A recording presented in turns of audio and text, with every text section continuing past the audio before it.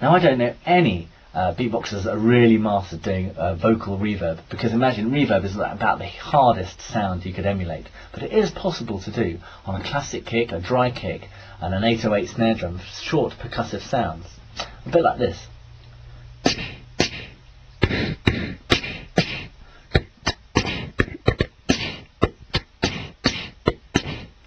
Now what I'm doing there is putting a bit of reverb on my 808 snare. The 808 snare dry would be.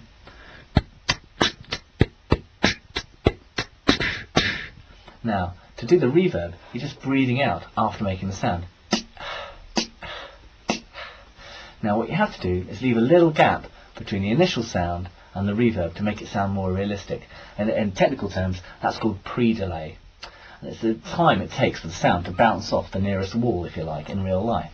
So you must leave a little gap. If you just go it doesn't sound right. You've got to go leave a gap.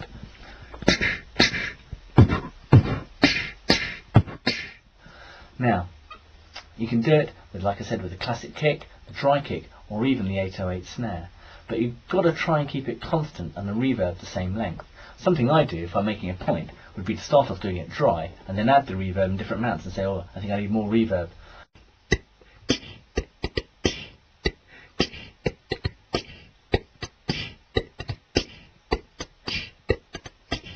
So let's try it.